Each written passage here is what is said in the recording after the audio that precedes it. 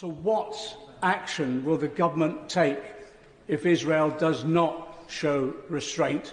Because we're in danger of the Middle East being set alight by the decisions taken by the right-wing factions within the Netanyahu cabinet. Hi everyone, welcome back to My Left Eye. While many politicians and the press are busy condemning Iran, albeit without a hint of irony, there's been an attack on Gaza which has been overlooked by large areas of the media. Israel launched a missile attack which hit a school playground and 11 children have been reported killed.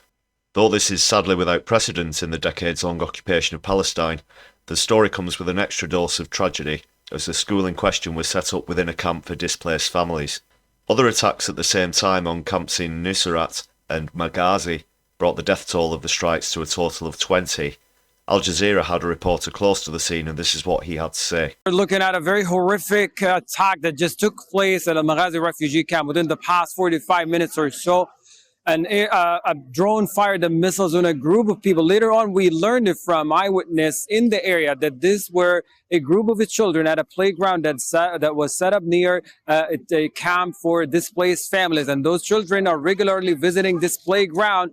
And just as a father of 3 children, I understand why displaced families would send their kids just for an hour or a couple hours just to keep them entertained and release all the negative energy in them. Because right now, displaced families have the hardest time inside tents or inside other people's residential homes trying to stay protected and safe. But it's as necessary as also staying safe just to give space to those children. So 11 children have been killed in this attack, and just one wonder what threat these children had posed to have the Israeli military fire a missile drone on them. 11 reported killed, with dozens of injuries in the area. Those who had the scene of the attack described horrific scenes of the children torn apart by the massive explosion caused by the missiles.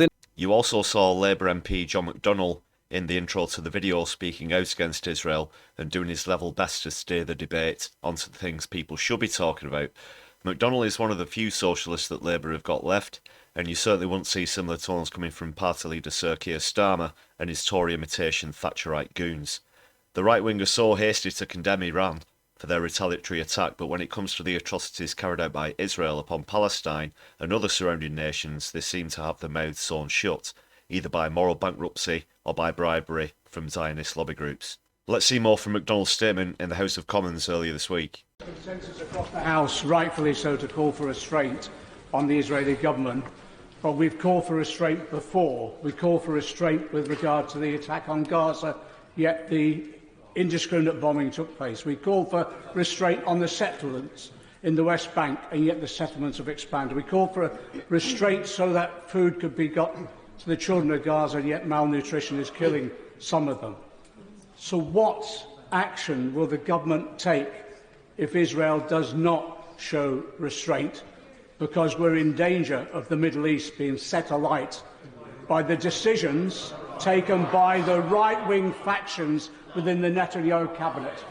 Well, I think John's perfectly right to bring up those points. Iran attacked military targets. Less than 5% of the 300 missiles actually got through to the targets. Did they attack civilians in the thousands, as Israel have done? No.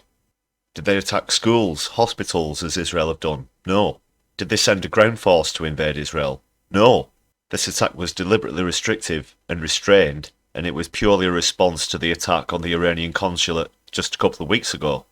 Yet whenever that gets brought up in Parliament or in interviews with the media, the Tories simply revert to saying that they're checking that international law is being obeyed at all times, using deflection and distraction in atypical fashion. The same goes for any time it's put to them that Israel have broken international law on several occasions over the last 6 months, and have broken uncountable laws, conventions and treaties in the 75 years that this occupation has been ongoing. So while the right wing are up in arms about this retaliatory attack upon Israel, that was just a drop in the ocean compared to the amount of destruction that Israel have imposed upon Palestine and other surrounding nations. But let us know what you think about that in the comments.